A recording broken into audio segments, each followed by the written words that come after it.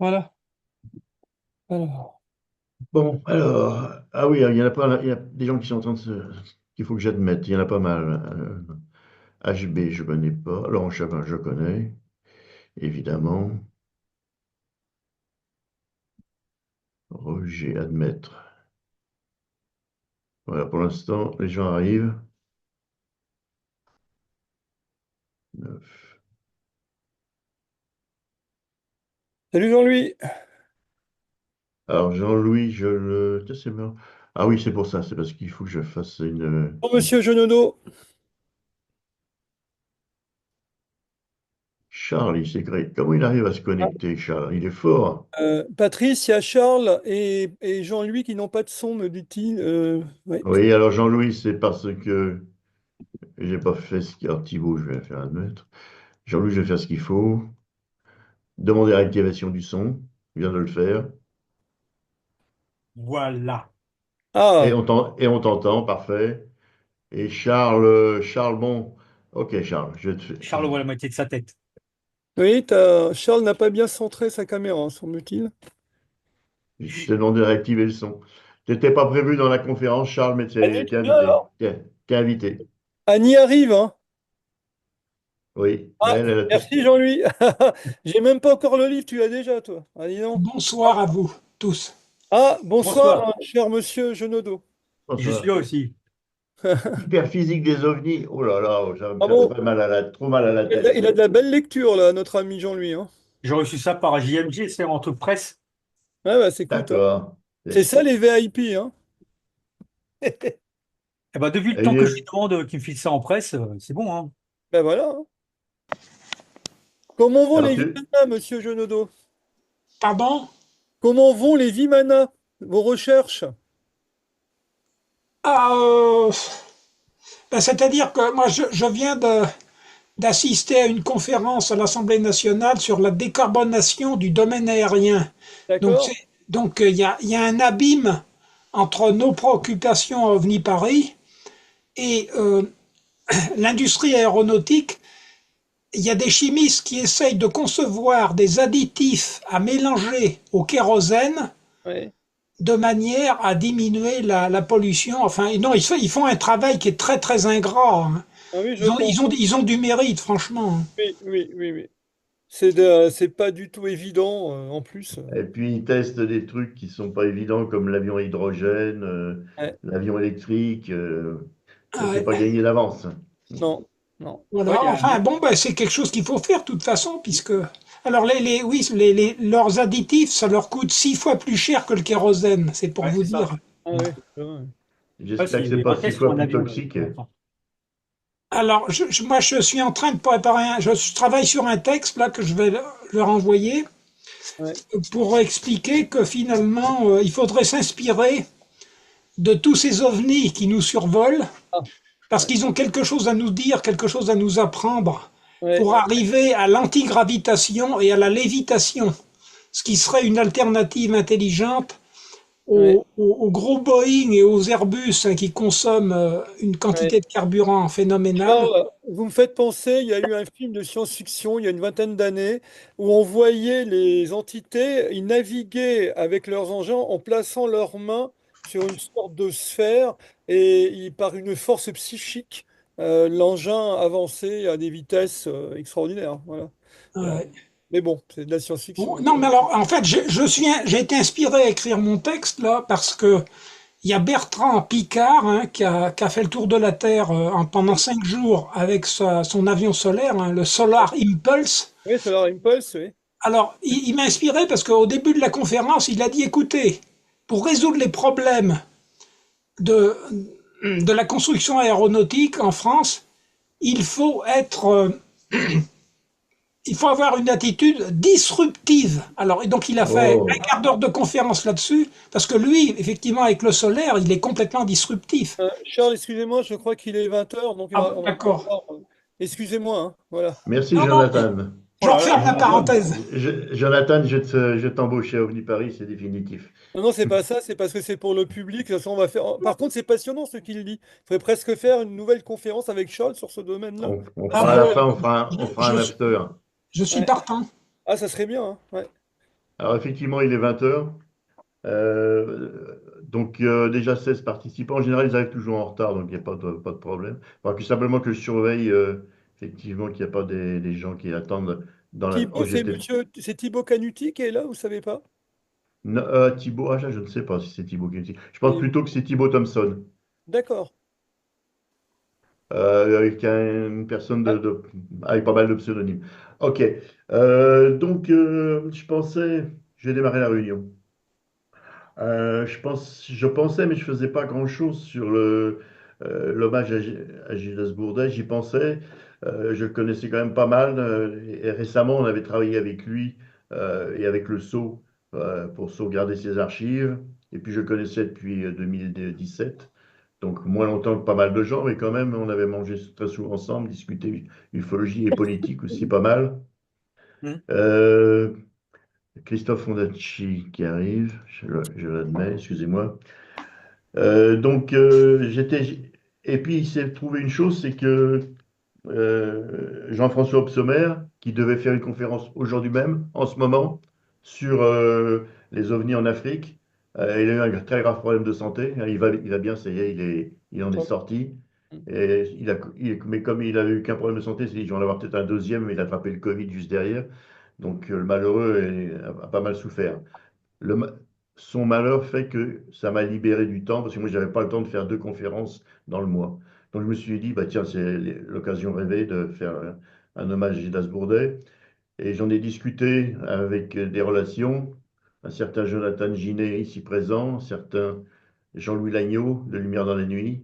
Ils m'ont dit, OK, on va te donner un coup de main, effectivement. Ils m'ont envoyé des documents, on en a discuté et on va partir là-dessus. Voilà comment ça s'est fait.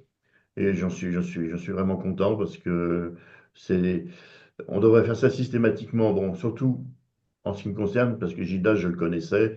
Bon, il y a des gens comme un autre ufologue important qui vient de mourir, c'est Monsieur Sider. Ah oui. Monsieur Sider, je le connais beaucoup moins. Et puis, je dirais qu'en plus, pas à 100% en adéquation avec lui, alors que Gildas Bourdet, bon, à 80-90%, j'étais d'accord je suis toujours d'accord avec ses thèses. Donc ça aide quand même. Ça rend plus honnête les hommages, hein. Parce qu'il y a des gens qui sont fâchés avec lui, qui disent, moi, oui, je reconnais, c'est un grand ufologue, mais non, je ne peux pas décemment participer voilà, à un hommage. Donc, on a préparé un document. Ah, non, je pense que c'est 17, 18 participants. Donc, on va démarrer. Alors, c'est là que ça se passe. Donc, c'est une toile de Gildas qui s'appelle L'Appel de l'espace, que je trouve, voilà, comment dire, elle est bien pour justement. On voit Gildas qui est un peu qui est au milieu des étoiles, là, et puis ça, je crois que ça décrit bien le personnage quand même. Il La a toujours été photo, pardon, la photo que tu montres, je crois que c'est une photo de Gilda qui avait été publiée peut-être dans VSD, sauf erreur de ma part, à l'époque Cometa. C'est l'époque Cometa, ça. Sauf erreur de ma part. Mm. C'est bien possible, et effectivement, n'hésite pas à m'interrompre et Bon, à mettre des c'est un précisions parce apport. que tu le Apport. connais bien mieux que moi. Mm. Ah, ça faisait 30 ans, non, pas presque. Alors, Gildas est né à Nantes en 1939. Il a fait ses premières études là-bas. Ensuite, il est passé à Paris. Il a fait une prépa. Et c'est aussi à Paris, mais déjà à Nantes, qu'il avait commencé à s'intéresser à la peinture et aux arts. Et il a continué à Paris. Et je veux dire qu'au début, il n'a pas attaqué tout de suite l'ufologie. Il y a des gens qui ont fait de l'ufologie pratiquement dès très très tôt. Enfin, c'est ce qu'il dit dans une interview, il dit quand même qu'il s'y intéressait, il avait lu les livres quand même dans sa jeunesse, quand il était au lycée. Mais enfin, il n'avait pas vraiment fait d'ufologie à cette époque-là. Euh, donc, il a fait des écoles de peinture. Je vois des noms que je connais absolument pas, mais Académie Juliane, Grande Chaumière. Bon, euh, on va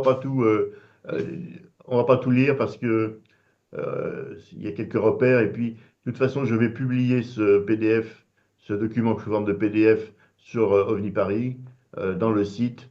Et donc les gens pourront le reprendre et le lire en détail.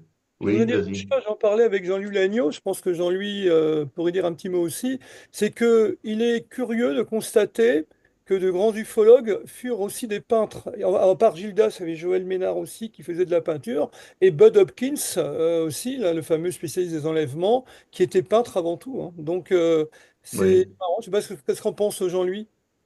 Ben, Et puis, en- c'est ce qu'on disait cet après-midi avec Annie et puis avec toi là. Hein. C'est que la plupart des ufologues ont un esprit quand même créatif, et Hum, que ce soit dans la peinture, le chant, la musique, ou alors dans l'écriture aussi, hein, et c'est énorme, c'est hum, énorme. hum. il y a Kérel aussi, bon, qui n'est pas, peut-être pas très connu en ufologie, mais qui a fait Ouais. beaucoup de peinture sur le sujet ufologique. Mm. Hum. Qui est passé à Avenue Paris de l'époque de Guy Lothaire et qui a eu des aventures assez extraordinaires, mais ça sera pas le sujet de. Oh, attendez, il y a beaucoup de gens qui voudraient rentrer. Faut pas que je les Annie, oublie. tu voulais dire quelque chose? Vas-y. Non, par rapport à la peinture, il faut une forme de sensibilité et l'œil aussi, il faut avoir l'habitude de regarder les choses. Voilà, je crois que les peintres sont plus perméables, plus réceptifs à ce qui les entoure. Ça expliquerait peut-être Hum. leur intérêt Oui, pour les choses du ciel. Aussi, ils ont l'œil. c'est vrai qu'il dépasse le matérialisme assez basique Voilà, c'est ça.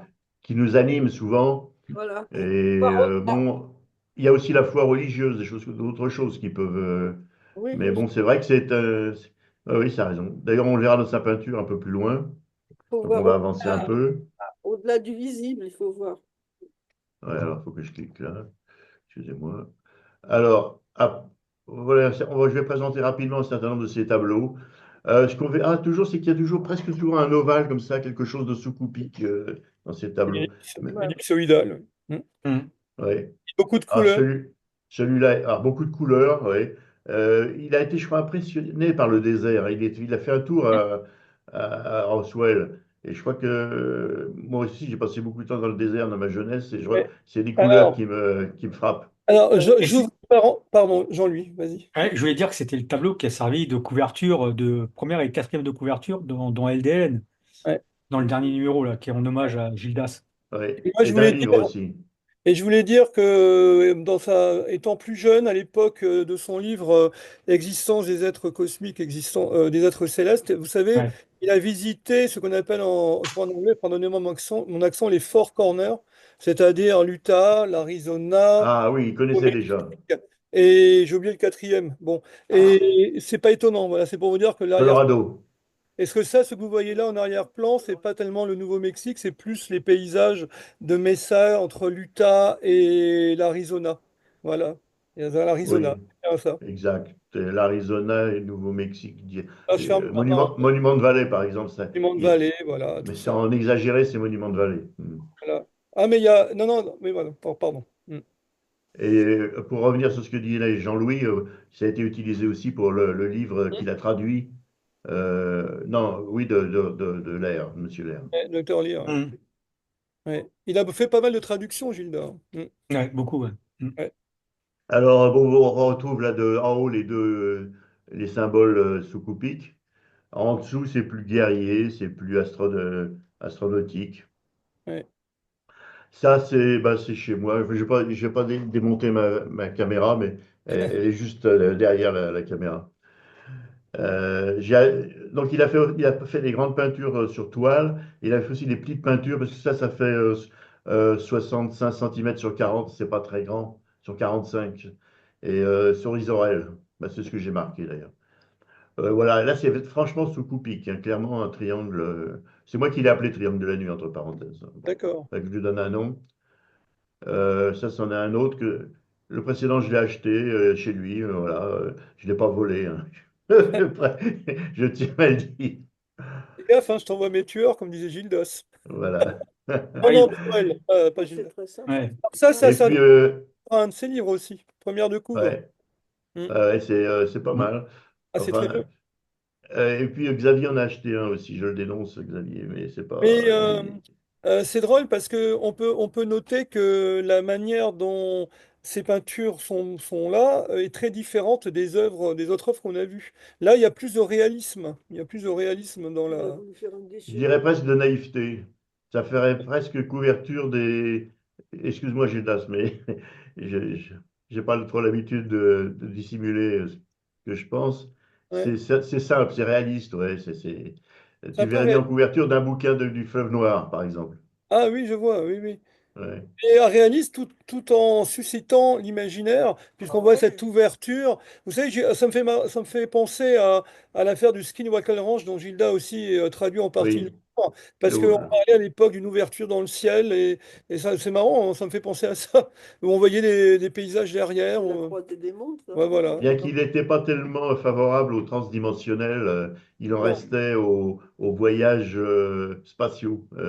Quelle que soit la Ouais, méthode, mais il en restait au oui, voyage dans notre espace. Alors, encore quelques. Celui-là, je l'aime vraiment, ce tableau-là. Et, c'est intéressant. ouais. On peut avoir des Celui-là, villes. je l'aime moins, mais il est aussi intéressant. Oui. Il faut voir que Gilda, d'après ce que j'ai compris, a voulu représenter des mondes imaginaires, mais fondés sur un certain, des idées qu'avaient les auteurs de science-fiction à l'époque et son propre imaginaire. Voilà, c'est des cités en fait. La cité des Dômes, on pourrait y penser, tiens. Il aimait aussi un film qui s'appelait L'Âge de cristal, la version de Mhm. 76, je crois, où on voit des dômes comme ça, Mm. voilà, environnés d'eau. Il s'en explique assez longuement ici, on va pas Voilà, tout bah, lire. t'as tout mis là, ouais, d'accord. Voilà, c'est Ouais. parfait. Je propose aux gens ensuite de le lire. En Là, fait, il était resté très progressiste, très positiviste, optimiste. Voilà. optimiste. Ah, Il oui, oui. gardait une vision optimiste du progrès et du futur. Bah, heureusement. Ouais. Oui, Ouais, ben heureusement, parce qu'à l'heure actuelle, c'est plutôt. ouais. euh, euh, c'est plutôt. Attends, je regarde ici. Ah oui, oh, le pauvre polyèdre qui attend. Super. Super. Bah, désolé, je l'ai libéré de sa cage. Et il y a aussi une Agnès qui voudrais bien rentrer. Bon, Ah, il veut peut-être venir. voilà, c'est fait, c'est gagné. Bon, on passe à la suite. Ah oui, alors ça c'est donc Ah, en conclusion, en quelque sorte, de cette mm, partie de son œuvre, de son talent. Il a écrit un livre assez connu et assez apprécié sur l'art moderne. Il faut voir qu'à New York, parce que, donc après ses études en France, au bout d'un certain temps, il est parti à New York, il est devenu cadre de l'édition. Et il a rencontré pas mal de monde, dont Bud Dawkins, justement. mm. Et il a fréquenté Il s'est beaucoup intéressé à l'art et surtout pour les gens qui connaissent un peu l'art moderne. Même moi, je connais un peu. J'étais à New York et je suis tombé dedans, quoi. Je pouvais pas Enfin, fa- fallait vraiment être un rustre total pour ne pas En tout visiter cas, attends, ce quelques livre musées. est remarquable parce qu'il offre une vision, une réflexion en profondeur sur le pourquoi de l'art moderne et sur peut-être des impasses de l'art moderne. Il cite par exemple, Ouais. je ne sais pas si vous l'avez lu le livre, hein, il cite Non. un peintre et sculpteur américain qui, tenez-vous bien, vendait ses excréments en boîte de conserve avec des numéros et Gilda, pardon, se pose la question, est-ce que c'est de l'art, de la provocation? Ou une manière d'exprimer des choses un peu particulières sur l'art moderne, justement. Et c'est intéressant, son livre, c'est une réflexion en profondeur, et il compare avec les impressionnistes, etc. Et franchement, si vous pouvez vous le procurer, on peut encore le trouver, je pense, chez des vendeurs sur Internet, ça vaut le coup. Chez Voilà. Rakuten, on le trouve aussi encore. Voilà, Mm. Rakuten, Mm. eBay, etc. sur cyclage. Voilà. Tiens, ça serait pas mal que je me l'offre en cadeau à Noël. Tiens, voilà. Écoute, demande au petit papa de Noël extraterrestre. Il va Ouais, sûrement. Maman Noël, je préfère. Voilà. Ouais. Ah, Allez, on va passer un Voilà. peu à l'ufologie. Alors ça, c'est une photo fournie par Jean-Louis. non, Non, par Jonathan. Par Jonathan. Jonathan. Jonathan? Ah ben voilà, ça commence bien. Mm. Donc l'homme aux lunettes noires, là, qui lui manque le costume noir, c'est vrai qu'il ferait un peu c'est Gilda. Man in Black, c'est Gilda. Et Ouais. à côté, c'est quelqu'un qui ne veut pas que Attends, est-ce que je peux me euh, présenter, est-ce que je peux me permettre de présenter le document? Parce que je le bah connais oui, très rapidement en quelques mots. Il s'agissait d'une enquête en Vendée. Voilà, ça répond à la question. Certains se sont posé la question, est-ce que Gilda fait des enquêtes de terrain ou est-ce que c'était un ufologue de salon, un intellectuel pur? Pas du tout. Il a fait du terrain. Tout à l'heure, Jean-Louis va en parler aussi. Et là, nous sommes en Vendée en 2012. Il est à côté d'un témoin important de deux atterrissages dans ce champ. Il avait été enquêté par le GEPAN, gendarmerie GEPAN. Et donc, Gilda a voulu venir sur place. On est resté, combien on est resté? Deux, 3 jours, je ne me On rappelle plus. restait de nuit, donc ça Ouais, fait de trois nuit. jours. Et voilà, donc c'est un cas important, hein. C'est un cas important. Et donc, Gilda Effectivement. s'était déplacée. Voilà. Merci. Justement, on passe. Alors là aussi, c'est dans le cadre d'enquêtes de terrain en 1998, donc il en a fait assez longtemps, hein, des enquêtes de terrain, Ouais, oui. et là, c'est un retour qu'on avait fait depuis les Ardennes. On avait fait une enquête avec Jean-Luc Lemaire et on était parti avec Joël Ménard faire l'enquête pendant toute une journée là-haut, là.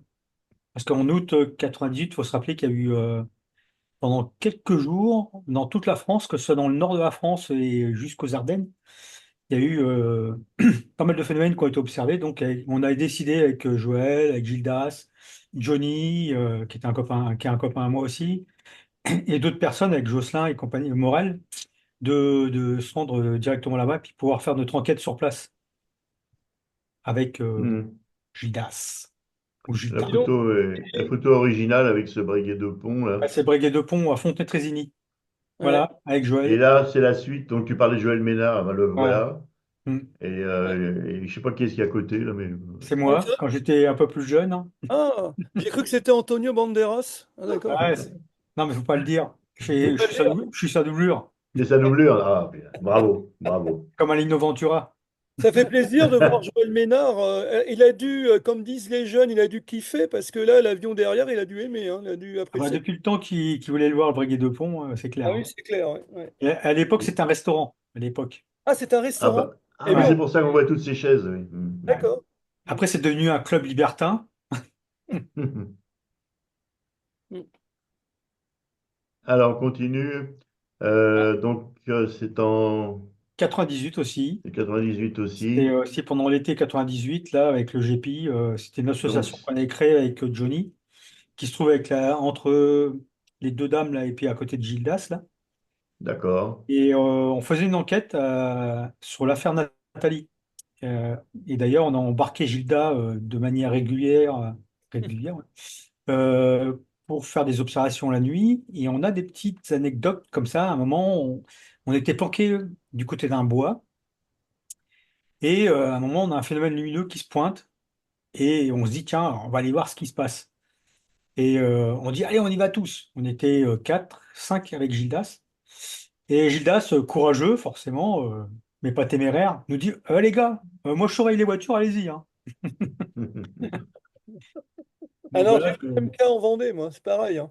Il faut dire, hein, C'est Jean-Louis, vrai que oui, par l'intellect, il dominait pas mal de monde, mais physiquement, il Ouais. n'était pas extrêmement ah, carré. enquête de Reims.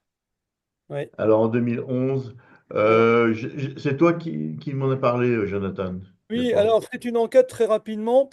Joël Ménard m'avait demandé d'enquêter sur un témoin de Reims qui avait été enquêté déjà par un journaliste qui s'appelait, je crois, Fabrice Curiel. Je crois que le nom m'est revenu.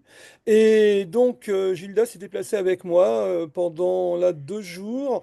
Voilà, donc là il fait des photos du lieu parce qu'il y avait eu des phénomènes. Alors en fait là c'est pareil. Le témoin aurait vu atterrir un disque avec un pied central qui l'a fortement impressionné. Et voilà, donc Gildas et moi, on s'était déplacés sur place. Voilà. C'était assez particulier, hein, je crois. Voilà, bon, On peut pas trop en dire, hein, je crois. Ouais. si tu veux, hein, bah, en fait, le Mm. témoin après a affirmé, alors c'est unique en ufologie, je ne connais pas d'autres cas, qu'il voyait des mini. Il appelle ça des mini, c'est-à-dire il voyait des disques tout petits. Quand on dit des mini, c'est imaginer un disque de 2 à 3 millimètres qui venait en très nombreux chez lui et qui s'amusait à lui faire des mauvaises blagues. Et vous voyez des pierres là. Il affirmait que les mini arriver à sculpter les petites pierres pour donner un aspect facial humain. Voilà, et puis il y a eu beaucoup d'autres choses. C'est pour ça que Ménard s'est pas déplacé. Pour lui, c'était pas crédible du tout. Et quant à voilà, donc on sait qu'on est quand même venu. Il Voilà, parce parlait de que perspective oui, inversée, il ce parlait de homme-là. perspective inversée. Alors ça, c'était très intéressant par contre, c'est-à-dire, ça, c'est attesté en ufologie. Il dit voir, par exemple, un disque tout petit. Hein, c'est ça? Ouais. Bah vas-y, tu peux en parler. Bah, quelque chose de petit, en s'éloignant, devenait plus grand. Voilà, Voilà. perspective inversée. Bon. Perspective inversée. Waouh. Voilà. Bon, c'est très particulier hein, comme chose. C'est Et ce qu'il faut dire aussi, alors je voudrais témoigner là-dessus, c'est un petit souvenir intéressant. Gilda, alors Jean-Louis, il disait oui que en fait Gilda, je pense, hein, je veux pas, je pense que je le connaissais assez, hein, qu'il avait peur du phénomène en réalité, c'est-à-dire il ne souhaitait absolument pas voir d'OVNI. Voilà. Et par exemple, lorsqu'il est venu enquêter en Vendée, je l'ai engueulé le pauvre, tu te rappelles? oh, Je lui ai dit, parce qu'à minuit, il voulait rentrer à l'hôtel, au moment où il y avait peut-être des phénomènes. Et je lui ai dit, mais Gildas, on a fait 500 kilomètres et tout d'un coup, tu veux rentrer. Mais c'est pas possible, je lui ai dit, tu vas il rester était avec nous. fatigué. Et non, non, il n'a pas voulu, alors je lui ai respecté ensuite. Hein. Et c'est dommage. Et bon, il était fatigué, mais je te dis, il avait une crainte du phénomène, c'est certain. C'est-à-dire de Ah, l'eau. c'est étonnant. Ah, ça, je peux vous le dire. Hein. Oui, voilà. Eh ben, c'est vraiment découvre. Alors, ça, attendez, ouais, alors en réalité, c'était un tableau où j'ai mis en fait l'ensemble des livres qu'il a pu écrire, en commençant par le premier de 1990, le livre sur 100 ans d'art moderne dans le monde, et ensuite des livres, essentiellement des livres ufologiques, sauf le dernier, Médias et complots. Le Médias et complots, d'ailleurs, dont il a fait une conférence à OVNI Paris, et ça, je l'en ai bien remercié parce que j'étais embêté. Je venais juste de reprendre OVNI Paris après le départ de Guy Lothaire. J'avais un carnet d'adresses qui était. J'avais pas encore récupéré les adresses de Guy Lothaire. Donc j'étais embêté et je voulais absolument tenir le rythme d'une conférence par mois. Et donc il m'a dit, bah, tiens, je vais te donner un coup de main, j'ai un bouquin, ça t'intéresse? Oui, j'ai Gildas. Et puis voilà, il nous a expliqué, il nous a parlé du complot sur la mort de Kennedy, des choses comme ça, sur les tours de Manhattan, etc. Et c'était vraiment sympa de sa part. Pour en revenir à ce tableau, donc son premier livre ufologique, c'est Enquête, ce dont tu parlais, Jonathan, tout à l'heure, Enquête sur l'existence d'êtres célestes et cosmiques, qui d'ailleurs, il a été réédité sous un autre nom. Chez JMG. Non, c'est le même nom, mais Le même nom. c'est le même nom, hein, Patrice. C'est Vision Vi- Céleste aussi. C'est la Vision couverture qui a céleste, changé. C'est la couverture qui a changé. Ouais. d'accord. Alors ensuite, bon, alors je vais dire très rapidement, on va en reprendre quelques-uns. Sont-ils déjà là? Alors, c'est là vraiment qu'il s'attaque à l'affaire Roswell en 95. En 97, OVNI 50 ans de secret, les dossiers des témoignages. En 2001, alors là, il est très optimiste, mais il n'a peut-être pas tort malgré tout. La levée progressive du secret. Je viens d'ailleurs de mettre dans le site internet d'OVNI Paris et sur Facebook un texte, une conférence qu'il a donnée en 2002 sur ce sujet à San Marino. Un texte assez intéressant justement sur les différents aspects les différentes visions du phénomène OVNI et pourquoi il pense qu'il va y avoir une levée progressive du secret. Alors, de nouveau Roswell, enquête secrète des informations en 2004, 2007, vision céleste, vision cosmique.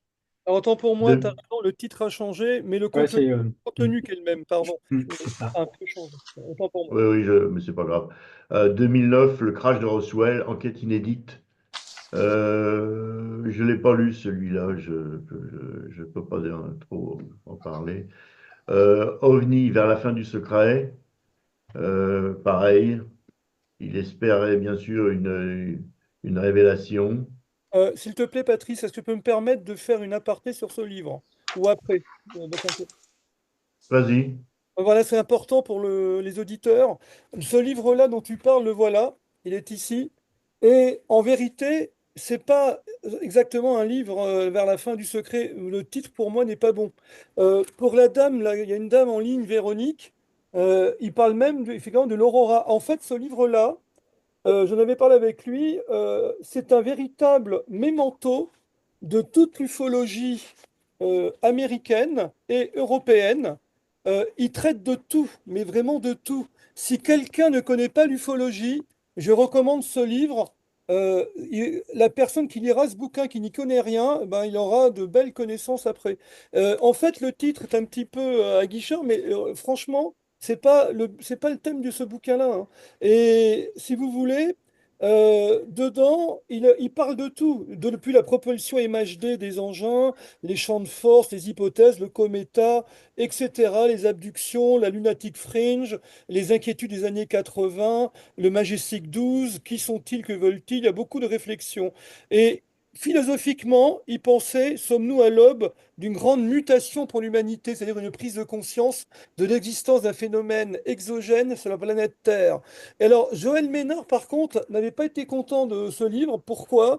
Parce qu'il est vrai qu'il n'y a pas grand-chose sur la France. Bon, comme vous le savez, Gilda est orienté sur beaucoup l'ufologie anglo-saxonne, mais néanmoins, ça reste un très bon livre d'initiation à l'ufologie que je vous recommande si vous ne l'avez jamais lu. Voilà, j'arrête là. Merci beaucoup. Ensuite, le dernier sur Roswell, Roswell, la vérité, que j'ai là. J'étais en train j'ai pas eu le temps de le relire, mais il faut. Et puis, Média Complot, dont je vous ai déjà parlé. On va revenir un peu sur certains de ses livres. Ah oui, là, c'est des traductions. Effectivement, il a fait des traductions, notamment lors de l'affaire de Varginha. Il y a un Américain qui s'appelle Monsieur le Docteur Lear, qui a été au Brésil, qui a fait une enquête et voilà, et puis Gildas a traduit son livre. Il a traduit aussi un livre sur les phénomènes inexpliqués qui se passaient sur le ranch de l'Utah, hein, le fameux Paul Skinwalker. Walker. Paul Skinwalker. Walker. Ouais. Beaucoup de gens en ont parlé de ça et je sais pas. Enfin, il fallait le faire déjà. Il fallait donner des éléments. Un autre livre du docteur Lair, Contact OVNI, que je ne connais pas, mais je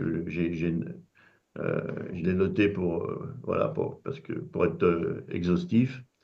Et 2014, Leslie Keane, des généraux et des pilotes et des officiels. Alors là, ça dirait que c'est le début du mouvement actuel, hein. C'était avec 3 ans d'avance peut-être, parce que officiellement, c'est en décembre 2017 que la disclosure actuelle démarre, mais en réalité, il y avait déjà des gens qui poussaient aux États-Unis pour qu'on Voilà. parle de ce sujet. Il y a une petite anecdote, c'est que Leslie Keane connaissait très bien Gilda, ainsi que George Knepp. Ils étaient très proches. Et Leslie Keane, voilà, je crois que vous le savez, hein, c'était la compagne de Bud Hopkins, la deuxième compagne de Bud Oui, Ouais. Hopkins, qu'il a Mm. accompagné jusqu'à la fin de sa vie. Voilà. Mm. ok. Alors, oui, c'est les dépêches de l'agence France Presse sur Roswell. La première dépêche qui annonce que l'aviation américaine a saisi une soucoupe volante. Et puis, voilà. Euh, oui, en fait, ça a été relancé avant Stanton Friedman en 1980. Parce que je sais, j'ai appris récemment que Charles Berlitz, là j'aurais dû mettre mon Et slide je un me peu à trompe. jour, parce que Charles Berlitz, en fait, il avait déjà relancé l'affaire de Roswell, et Non, même non, d'autres un peu avant. Charles Berlitz, il a prêté son nom. Le livre a un co-auteur américain dont, pardonnez-moi, j'ai oublié. Je l'ai en plus là où le bouquin. Et c'est lui qui a relancé l'affaire. Berlitz n'a fait que prêter son nom. Voilà. Parce qu'il était très connu à l'époque avec le Triangle des Bermudes, Oui, etc. Donc, co-auteur exactement, de oui. Berlitz. Mais je ne sais plus son nom. Désolé. Mm. Alors c'est vrai que Stanton Friedman, quand même, beaucoup de gens, un peu partout, disent c'est lui qui a relancé l'affaire. Bon, ok, mais Ouais, c'est j'accepte. un peu abusif. C'est un peu... Bon. Ouais. Alors celui-là, on en a déjà parlé. Je sais Il y pas en a pourquoi quatre ils ont mis total. ils ont mis dans cette édition-là ce dessin d'extraterrestre qui fait Ah, référence en fait à l'autopsie, à la fameuse, enfin, oui, l'infamante autopsie. oui, c'est bizarre. Mm. Mm. C'est pas heureux. Hein, on reconnaît le tableau de Gilda au centre, vous voyez, en première de Oui, couverture. oui, oui, exact. Tu vois? Je l'avais pas vu. Bravo. Ça, c'est un observateur, Jonathan. À l'astronomie, hein, ça fait de... Mais par contre, Ça aussi, probablement, s'il y a du Gildas dans la couverture. Oui, oui, tout à fait, hein, ouais, c'est ça. Mm. c'est beau, hein, j'aime bien quand même, hein, ça donne une ambiance, quoi. Ça Ouais. crée une ambiance particulière, hein. Mm. Alors, Là donc aussi. là, en fait, il présente les deux volets du tableau. Mm. Ah, voilà la nouvelle Bon, alors version. celui-là, on le connaît. Ouais, ouais. Alors voilà celui dont tu viens de nous parler Voilà, assez voilà. justement, voilà. À mon sens, hein, je suis peut-être de parti pris, mais c'est pour moi le meilleur livre d'initiation à l'ufologie en France. Pour moi, hein. Maintenant, il y en a D'accord, d'autres, hein. Mais franchement, c'est brillant, c'est bien écrit.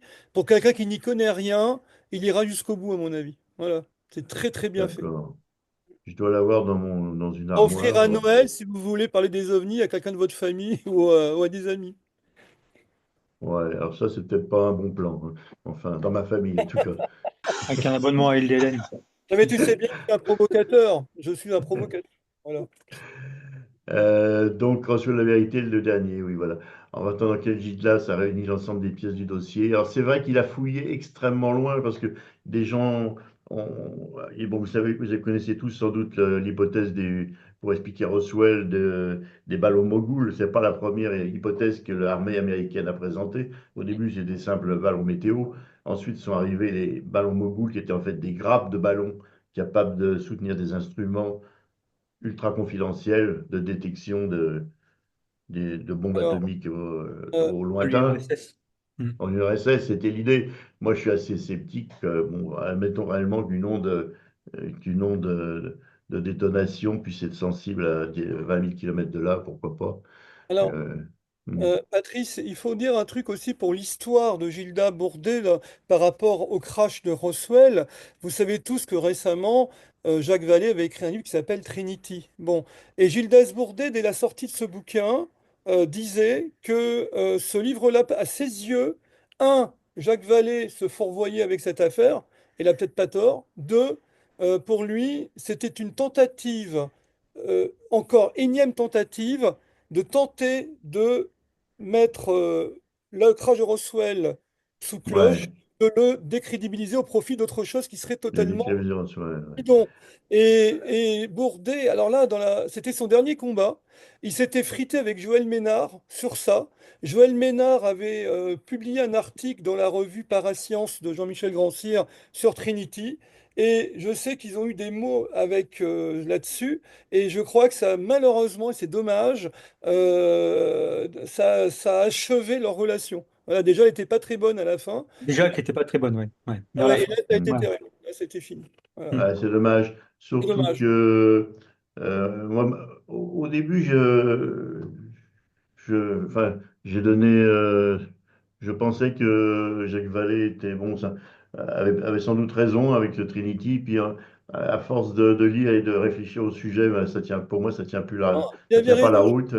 Il avait raison. Euh, et et puis il y a aussi la façon dont Jacques Vallée s'est comporté vis-à-vis d'OVNI Paris. Il n'a pas hésité à rentrer dans une réunion où il avait rien à faire et puis à s'imposer et à vendre à vendre son livre Trinity, alors que bon, c'était pas le sujet. Alors tu sais, Jacques Vallée, il a un problème, c'est qu'il est un peu le pape d'une certaine ufologie. Je l'appelle le pape. Et moi, en tant qu'anticlérical, je dis restons libres. Voilà. Et je pense que toute autorité d'une personne prestigieuse qu'elle soit, comme lui, il faut rester critique et toujours ouvert à d'autres sons de cloche. Parce que Jacques Vallée est un personnage, hein, c'est quelqu'un, c'est un grand monsieur. Mais il a le défaut, je dirais, de sa qualité, c'est-à-dire que c'est un personnage très fortement médiatique et médiatisé.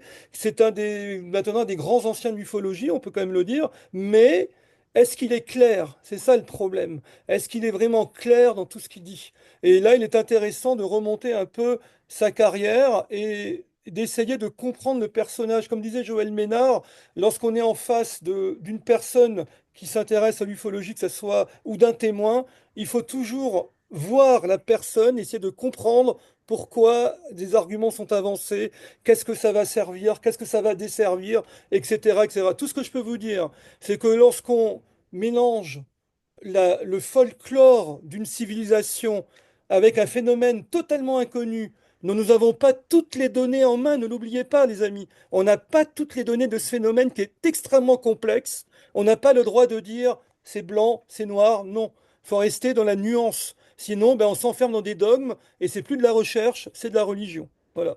Mhm. Et Bien sachant dit, bien que, dit. ouais, Je suis pas sachant tout que à fait Jacques, d'accord avec toi, Jonathan, mais on en discutera une autre fois. D'accord. Ok. ouais, et Ouais. sachant que Jacques Vallée, au départ, était plutôt dans le style à détruire Roswell, puisque quand on en discutait avec Gidas ou avec Joël, les infos qu'on avait récoltées, c'est que Jacques Vallée était contre le phénomène de Roswell, hein. Il faut s'en souvenir. Absolument. Hmm. Et ce que j'ai lu, ce que j'ai Ouais. appris en lisant, en préparant cette réunion, en faisant des lectures un peu partout dans Internet, c'est que quelque chose que je ne savais pas, c'est que vraiment, effectivement, Jacques Vallée travaillait à détruire l'hypothèse extraterrestre. Ouais. Euh, et Roswell, puisque Roswell, Attendez, effectivement. Patrice, une dernière chose, je me permets, parce que c'est passionnant. Et puis c'est en lien avec. Là, on défend la mémoire de Gilda, pour moi. Pour moi, je la Hmm. défends. Oui, oui, tout à fait, Et oui. écoutez, Attends. il m'a toujours dit, Gilda, il m'a dit, Jonathan, réfléchis. Lorsqu'on parle des théories de Jacques Vallée, au final, elles sont très sécurisantes.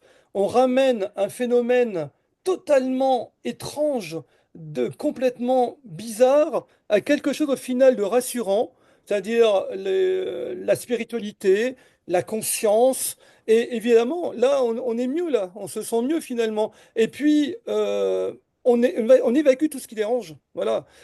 Et ça, c'est pas bien. Voilà. Donc, effectivement, on peut penser que la démarche qu'il avait n'est pas. Il y a quelque chose qui ne va pas. Voilà. Ceci dit, moi je pense pas que passe pas pour Magonia pour citer vraiment le bouquin pour moi le plus important de Jacques Vallée n'est pas du tout contrairement à ce que beaucoup de gens pensent et disent et peut-être même ce qu'a pensé Jacques Vallée lui-même n'est pas du tout contradictoire avec Bon, l'hypothèse extraterrestre. Pas maintenant, du tout. passeport pour Magonia, je vais encore jeter un pavé dans la mare, je vais me faire engueuler, mais tant pis. Vous savez qu'il comporte un nombre important d'erreurs. Je ne sais pas si vous le savez. Il y a beaucoup de cas qui sont faux dans la nomenclature, c'est-à-dire il y a des erreurs de date, il y a des erreurs de lieu, et Jacques Vallée n'a jamais consenti à modifier ça. Et il y en a un, alors je ne les aime pas pourtant, mais Barbara Desbreukers, les fameux rationalistes, dont Jean Sider, à juste titre, a combattu, là pour le coup, ils avaient peut-être raison. S'ils avaient contacté Jacques Vallée pour qu'il change les erreurs, eh ben, lettre morte, c'est jamais arrivé. Voilà. Ouais. Quand quelqu'un fait des erreurs comme ça, on peut pas dire qu'on est un scientifique. Je suis désolé, hein, mais voilà, c'est tout. Voilà. Ok. Faut être rigoureux. On va passer à la suite. Alors là, c'est les années Cometa. Ouais, je m'en souviens très bien de cette publication par VSD. C'est comme ça que moi je l'ai appris. Publication par VSD. J'avais acheté le numéro spécial de VSD. Et là, je pense que je vais te laisser la parole encore, peut-être Jonathan. Parce Oui, que on moi, met je du peux. temps. Oui. Ah bah, t'es sur l'affiche, hein, de toute façon. Alors, non, mais c'est pas ça, mais là, j'ai vécu la chose, c'est que puisque c'est moi qui ai fait rencontrer Gilda à Gilbert Payan. Alors, Gilbert Payan, je crois que c'est l'unique photo qui traîne sur le web, parce que c'est moi qui vous l'ai envoyé, il n'y en a aucune, hein. Alors, il faut savoir que le Cometa, ça a commencé dès 1997 par des pré-réunions chez Monsieur Payan, qui était polytechnicien, qui était dans les masers et lasers de puissance. Il avait un pied dans le domaine militaire, un pied dans le domaine civil et également peut-être un petit peu dans les renseignements. Il souhaitait que la France ait une commission d'études des ovnis officielle et il a eu l'idée du COMETA qui voulait dire comité. Alors je ne me rappelle plus le. Ah, bon. Et je présente à Gilbert Payan, Gilda Bourdet, que je venais juste de rencontrer. Alors c'est toutes mes photos là. Là, Gilda est dans une enquête pour l'affaire de Beauval à Meaux. Et Michel Algrin, qui était un grand copain à moi, qui était un passionné d'archéologie. Là, on est sur le terrain. Là, il avait trouvé une petite boucle ancienne. Là, vous voyez, il la tient dans les mains. Et donc, Gilda, je le rencontre Payan. Payan est enchanté par Gilda. Il le trouve posé, cultivé, C'est pas un fou, voilà, c'est pas quelqu'un qui va vous dire des choses complètement étranges. Il est rationnel, donc ça plaît à Payan. Payan non, m'appelle et m'a dit, on va faire un repas à la brasserie alsacienne à Paris avec Gilda et avec une amie que j'avais à l'époque qui revenait de la NASA, qui avait été, alors elle c'était spécial, elle était biologiste et elle faisait des recherches sur la résistance du corps humain dans l'espace en vue de voyages vers Mars notamment, puisqu'on a des barrières physiologiques. Et donc, elle s'appelait Isabelle. Donc, Isabelle, Gilda, Payan et moi, on se retrouve là-bas. Et là, vraiment, ça match de tous les côtés. Payan recrute Gilda pour le Cometa, Isabelle aussi, et Michel Algrin ensuite est contacté. Et Algrin rencontre Gilda. Alors, Algrin et Gilda, ça match aussi, mais pas politiquement. Parce que Algrin était d'un bord particulier aussi. Et donc, mais ils s'entendent bien, et c'est ça qui compte. Et donc, Gilda Bourdet va être un peu la courroie de communication du Cometa avec les toutes les associations ufologiques américaines, les grandes associations, et dont tu viens de parler, Stanton Friedman aux États-Unis. Seulement, avec Stanton Friedman, ça ne matche pas du tout, parce qu'il va faire un coup au Cometa, ça ils n'avaient pas apprécié. C'est que, alors moi j'y étais pas, je ne sais pas si c'est vrai, mais ça m'a été rapporté par Payan à l'époque, c'est que Stanton Friedman prend l'initiative, sans prévenir le Cometa, de traduire le rapport et de le vendre dans toutes ses conférences. Alors là, Algrin voit rouge, il envoie un courrier à Stanton Friedman, le mettant en demeure de stopper immédiatement les ventes et sous peine d'un procès. Et donc, les exemplaires de Freeman ont été mis au pilon, etc. Donc, ça a fait un peu du rififi, tout ça. Il faut savoir qu'à l'époque, Cometa était jalousement gardé par les membres parce qu'ils ne voulaient pas que le rapport soit utilisé, soit manipulé sans comment on appelle ça, un contrôle. Alors, leur espérance, c'était que l'ufologie soit reconnue par les instances scientifiques et par le politique. Ils envoient le rapport à Lionel Jospin, leur Premier ministre, et à Monsieur Jacques Chirac. Alors, on sait que apparemment ça a fait un énorme flop. Lionel Jospin, qui est un intellectuel, entre guillemets, même si on ne partage pas ses vues politiques, l'a lu. Mais je n'en sais pas plus, alors que Jacques Chirac n'en avait rien à cirer. Et il paraît que bon, il a dit bon, il s'amuse. Alors après, vous connaissez la suite. Le Cometa a été traîné dans la boue par Libération, par certaines personnes. Alors, Ignoré par la grande presse. voilà, parce que c'était le reproche qui leur a été fait. Ce sont des militaires qui sont tous à la retraite. Bon, ils s'amusent, c'est leur marotte. Alors c'est pas très, alors c'était pas ça, hein. Et voilà. Alors Payan, je reviens sur lui et sur Gilda. Ils ont eu une amitié très très importante. Et quand Gilbert est décédé, je crois que c'était en 2005, Gilda et moi, ben, on a envoyé une gerbe pour lui. Il faut savoir que son domicile avait servi donc de commission préparatoire au futur Cometa. Et quant à moi, ils m'ont un peu utilisé. C'était pas très sympa parce qu'ils m'avaient demandé de faire une recension des anges dans la Bible, dans le texte original, parce qu'ils pensaient. Alors, le Cometa est dans l'optique de la HET pure et dure, hein, vous le savez certainement.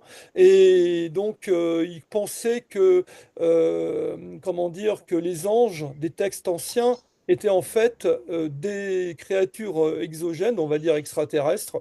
Et donc voilà.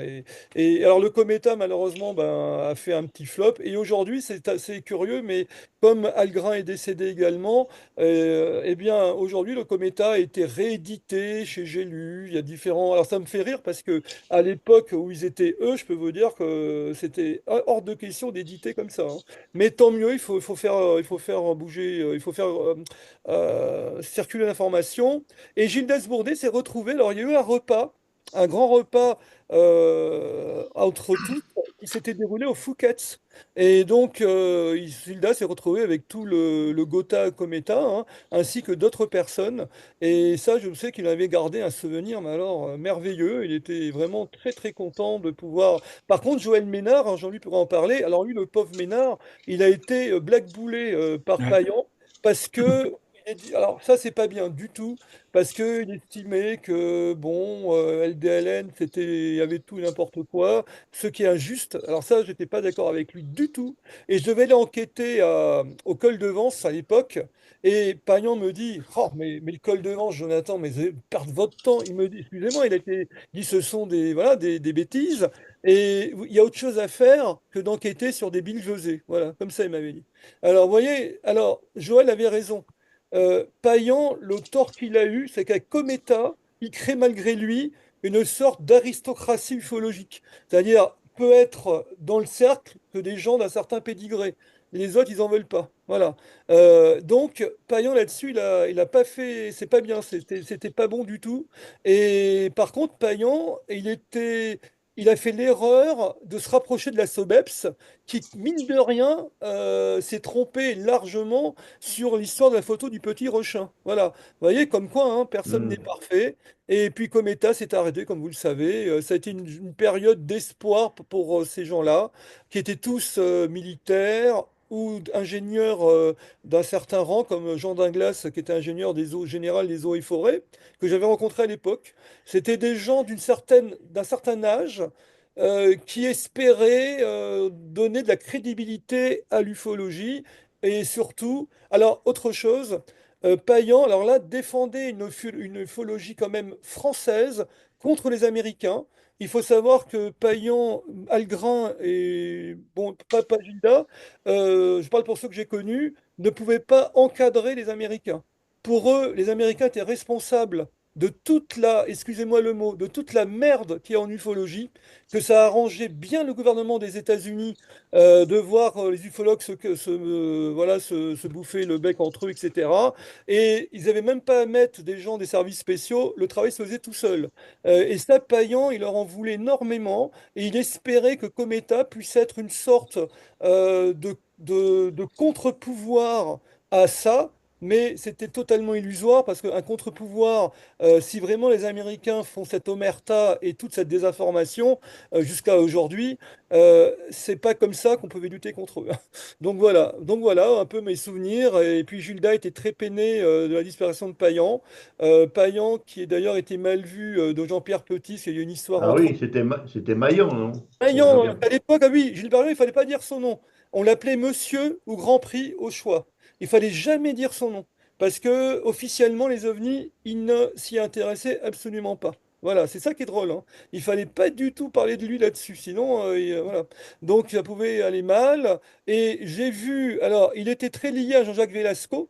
Velasco doit se rappeler très bien de Gilbert Payan, qui à l'époque, Velasco était, là je vous parle des années 80, 91-92. Lui, je l'ai connu en 91, Gilbert Payan. Et Velasco était maire de la mairie de Montgiscard, qui est près de Toulouse et qui a la particularité d'être un lieu à l'époque où le ciel est totalement noir, idéal pour l'astronomie ou l'observation du ciel. Ça, c'est intéressant. Et donc, Monsieur Velasco, dont Gilda aussi connaissait très bien, est invité dans cette émission Mystère, je ne sais pas si vous vous rappelez de Mystère sur TF1, avec Alexandre Balou, et en face de lui, il y avait l'association SOS OVNI. Et voilà que Balou donne la parole à SOS OVNI pour la récolte des cas, et Velasco n'a pas droit à la parole sur ce sujet-là. Payan voit rouge, il appelle la production de cette émission Mystère et leur dit comme ça, si jamais vous ne redonnez pas droit de réponse à Jean-Jacques Velasco, qui représente l'État au travers du CNES et du GEPAN, vous voyez, bon, un peu la grosse tête quand même, le mec, hein, parce que bon, le GEPAN, c'est tout petit malgré tout, mais bon, c'est vrai que c'est de l'État, hein, c'est un fonctionnaire d'État. Bon, et ben il dit, votre émission, eh ben, vous pouvez lui dire adieu. Elle va couler, votre émission. Comme ça, il lui avait dit. Et j'étais là, moi je me rappelle, j'étais chez lui quand il y a eu ça, et franchement, il m'a fait peur, là. Là, j'ai été témoin d'une personnalité qui a un certain pouvoir et qui est capable, s'il le veut, de couper des choses, même une émission de télévision. Voilà. Et mine de rien, l'émission l'a capoté quand même plus tard, mais ça n'a rien à voir. Je crois que c'était à cause d'une escroquerie avec un type qui est un pseudo-médium qui avait mis un bandeau sous les yeux, qui avec une moto avait soi-disant pu circuler à Conduire Paris. sans regarder. Voilà, et c'est ça qui a provoqué la fin de l'émission en réalité, hein.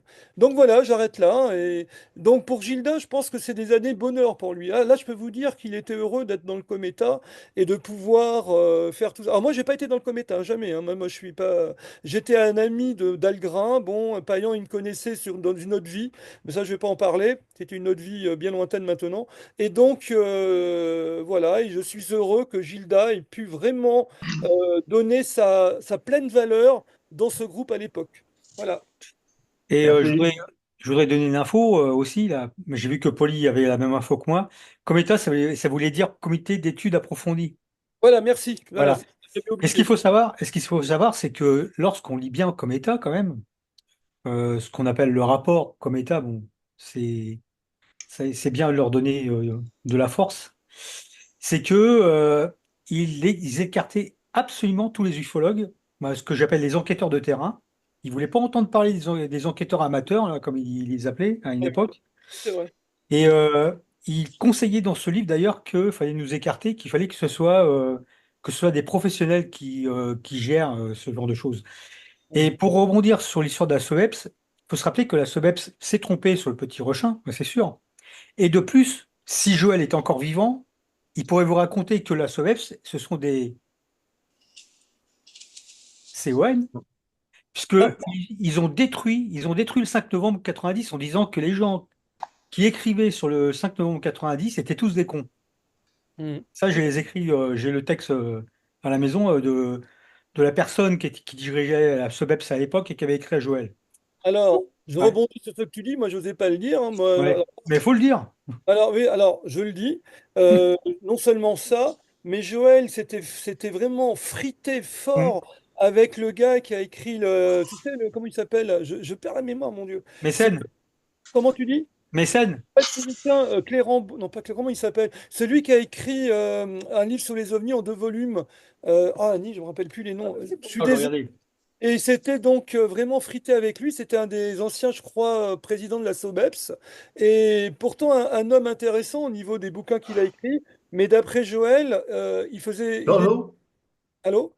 Pas Ah voilà. Corneau. Qui tu dis? Non, Jean-Louis, Pas la Corneau. référence, non? T'as la référence? Attends, je cherche. Ah, je l'ai là-haut le bouquin, bon, je vais pas aller me lever, mais bon, bref, voilà, il s'était vraiment fâché et il pensait que la SOBEPS, effectivement, a commencé à faire du mauvais travail. Et il y a une fille qui pouvait pas encadrer, c'est Isabelle Stengers aussi, une philosophe de l'époque en vue. Enfin, c'était pas, bon, c'était une philosophe épistémologue qui avait préfacé les 2 tomes, le premier tome de la vague belge aux éditions de la SOBEPS, des gros pavés là. Et pour Joël, cette dame-là n'était pas claire du tout, du tout, du tout, du tout. Voilà, voilà. Donc, voilà, c'est pas terrible, quoi. C'est ça le problème du milieu ufologique, c'est que il y a des querelles, il y a des chapelles, et puis voilà, et ça avance pas. Et les gens reculent. Il Mais y il avait a, raison, Hmm. Joël, hein. Il avait il y a Monsieur raison. Chabin, il y a Monsieur Chabin qui dit Clairbois, non? C'est pas ça? Si vous dites, non, non, c'est pas Clairbois, c'est. Moi, j'ai Écoutez, Mécène dans le truc, là. je vais Vir- chercher, je vais. Vi- Ah, oh, attendez. Virotte? Virotte, non? Non, non, ça c'est Manuel. Il n'y a rien à voir, Manuel Virotte. Poli, dis-moi, dis-nous ce qui. Moreau? Oui, Moreau, non? Non, je sais pas. C'était pas marqué dans le bouquin. Bon, oui. bref. Juste une question par rapport au rapport Cometa. Pourquoi est-ce qu'il y a deux dates, 2008, non, 98, 2005? À 2005, ça correspond à quoi? Une réédition. Ah, révision, d'accord. Non, Hmm. parce que je suis allé sur le rapport Cometa cet après-midi et j'ai vu qu'il y avait des annexes, il y a une quinzaine de pages d'annexes. J'avais l'impression que ça y était pas au départ, non? Vous avez trouvé le nom? Non. Quand je vais vous le dire, vous allez tous dire, mais mon Dieu, c'est ça. Mais c'est bien sûr. Attention, Ah bah, mais t'as pas le même. il est très connu, hein. Alors attention. Alors il s'appelle Michel Bougard. Voilà. D'accord. Ok. Non, Il parce que moi, était de j'ai la celui-là. SOBEP. Voilà. Voilà. Et Joël s'est vraiment engueulé avec lui Ouais. sur différents sujets ufologiques, hein. Il n'était pas d'accord du tout.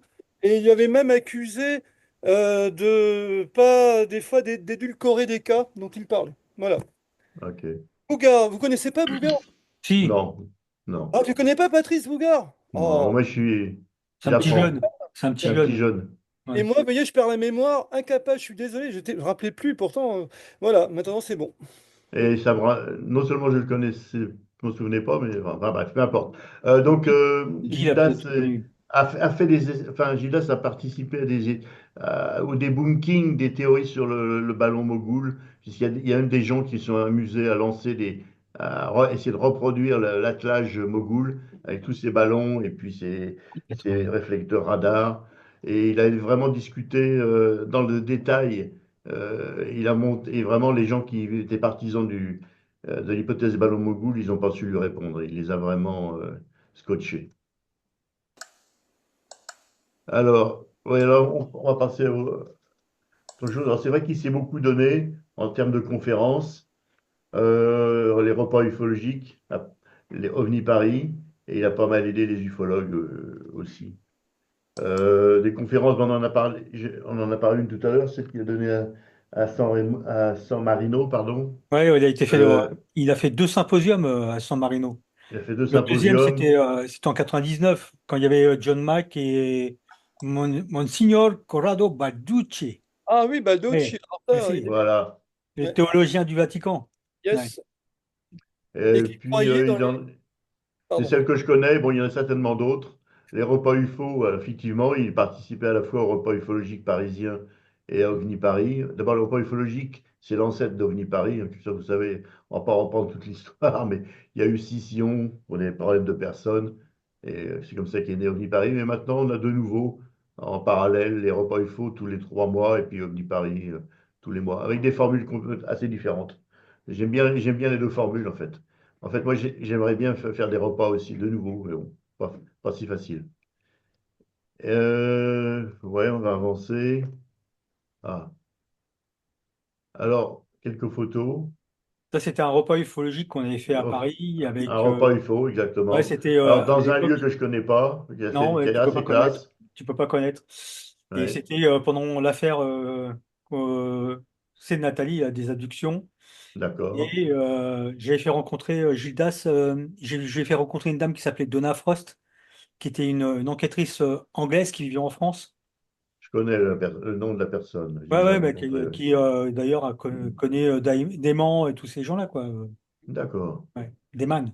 Dayman. Et Ouais, Julia connaissait très très bien Dana Frost, hein, très bien. Ouais, Donna voilà. Frost, ouais. Donna, Et pardon. Excuse. Ouais, Donna. Desman, je connais aussi assez bien.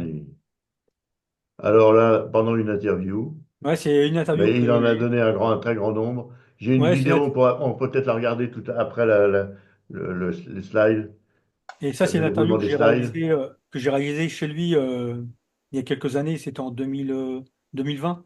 2020, ouais. Ouais, ça pourrait être son salon, mais un peu Ouais, transformé. c'est son salon. C'est son salon. Ouais. Ouais. Ah, Une ça c'est chez photo, donc, il est assez âgé, là, je sais pas. Non, ça Est-ce que c'est une ça pourrait être. conférence qui a été Ça, donnée mais chez. je sais, c'est à Omni Paris. Ah, Non. Ouais. ça c'est Non. impossible. Ah non, c'est pas, c'est en bas, c'est chez Ouais, nous. c'est chez Jonathan. Monsieur Patrice, hein, il faut arrêter là. Donc, C'est chez Non, Jonathan. regarde-le toi c'est avec les chez nous, et latins. vous savez sur quoi il a parlé? C'était science-fiction et soucoupe volante, parce qu'il avait démonté à sa manière le livre de Bertrand Meost, Science-fiction et soucoupe volante, où bien entendu, Gilda défend la thèse inverse en disant que c'est plutôt le phénomène qui a influencé la Ah, science-fiction. pardon. Voilà, Ouais. et que la science-fiction, voilà, voilà. Ça c'était en 2014, ça devait être en mars 2014. Voilà. Et il y avait une trentaine de Il a un peu vacillé, il a un peu changé, Meus, là-dessus. Moi aussi, je l'ai attaqué personnes aussi. Ah, d'accord. avec le même argument que Gildas. Ouais. D'accord. Alors Alors, là, sur les c'était. orbes, Voilà. Alors, c'était un colloque sur les orbes qui est devenu un colloque sur les ovnis, en vérité. Bon, à l'époque, vous savez, je m'intéressais aux orbes, hein, erreur de jeunesse de ma part, mais c'est comme ça. Et donc, j'ai invité plusieurs personnes à parler à ce colloque, un colloque qu'Annie m'a aidé à réaliser, parce que j'étais très fatigué à l'époque, je venais de perdre ma mère, j'étais dans des problèmes de succession, etc. C'était très difficile. Et donc, Gilda est venue pour donner une conférence sur l'ufologie d'une manière générale. On a eu Joël Ménard qui nous a parlé des crashs de rien. On a eu Jean-Claude Bourret qui est venu, qui lui nous a parlé de sa vision personnelle du phénomène ufologique. Et on a découvert avec le public et Annie que c'est drôle, mais Bourret semblait être complètement blasé par les ovnis qui pour lui, pour lui, c'était plus très important de savoir C'est ce que ce qui c'était, il avait est- ses c'est convictions. exactement ce qu'il a dit à OVNI Paris, la même chose. Voilà, donc, et Gilles Bourdet, là, était très content de pouvoir donner cette conférence devant un public un peu. Et il y avait Isabelle de Caligny dans le public, qui à l'époque, elle était beaucoup plus jeune, et elle était venue aussi écouter tout ça. Voilà, c'était des bons souvenirs.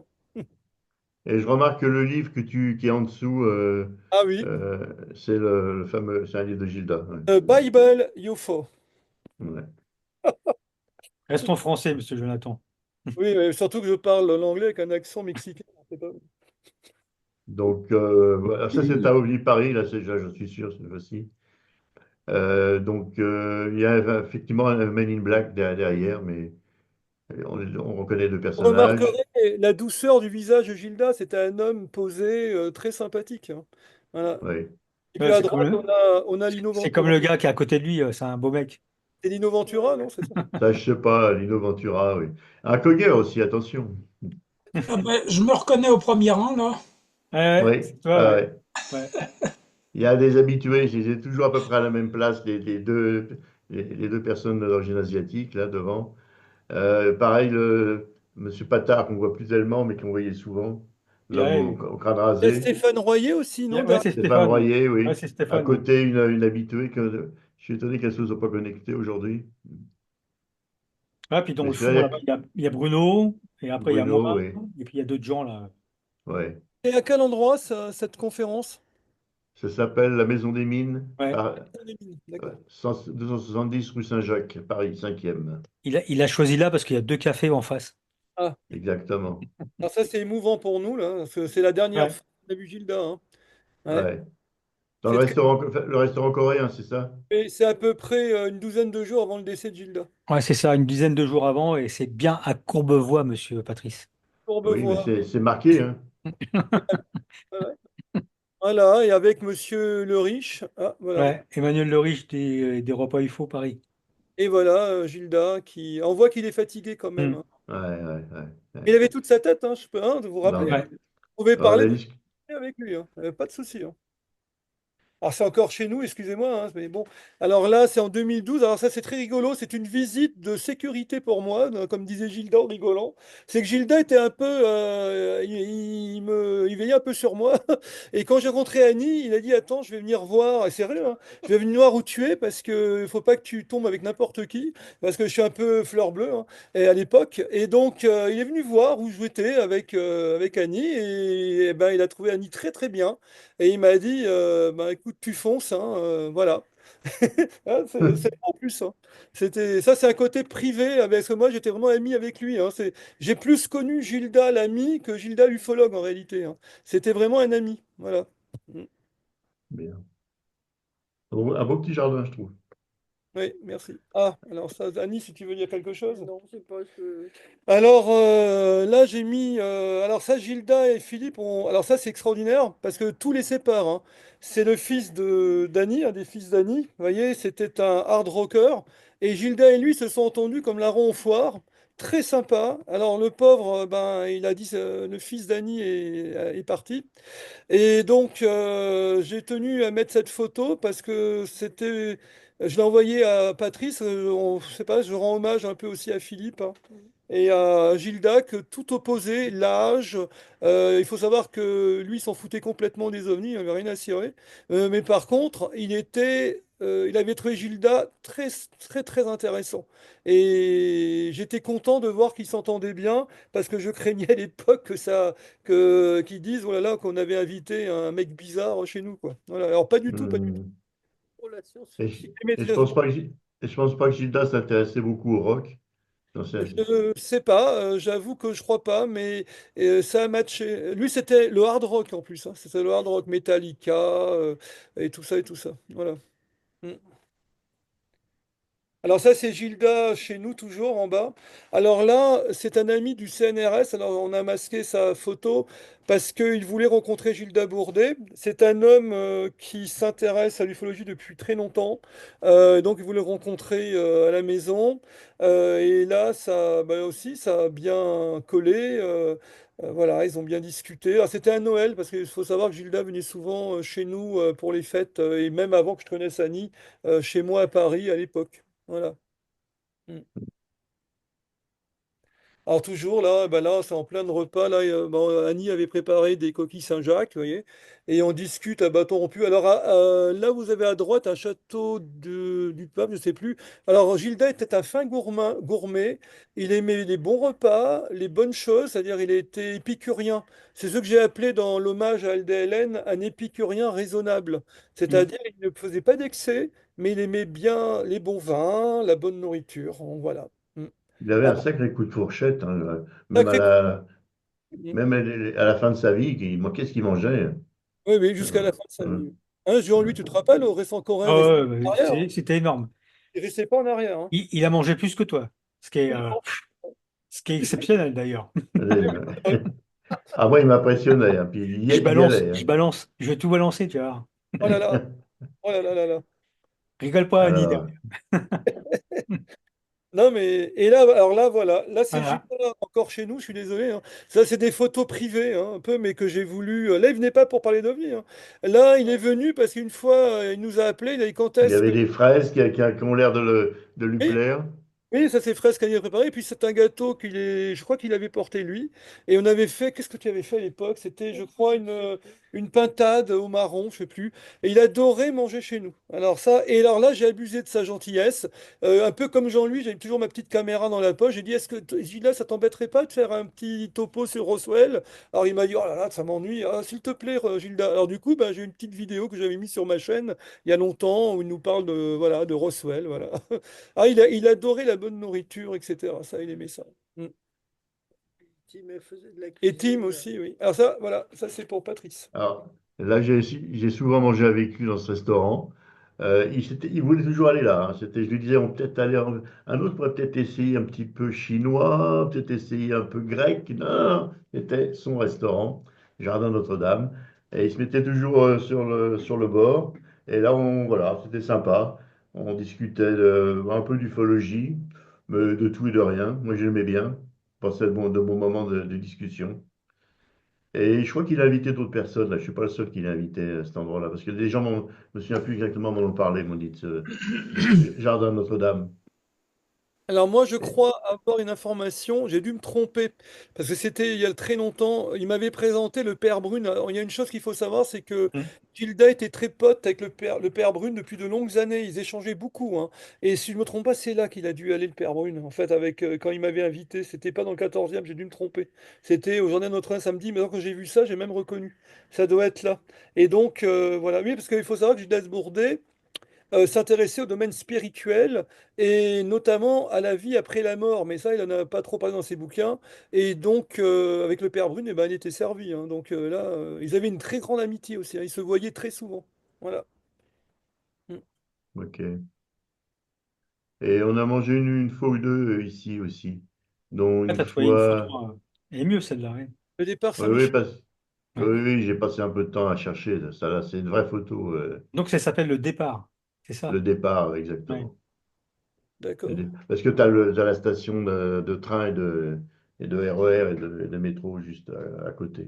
Et pour situer les personnes, vous avez vu, il y a Notre-Dame, il y a l'île de la Cité à gauche, et il y a Joseph Gilbert, le libraire, Mm. juste sur le Ouais, côté gauche.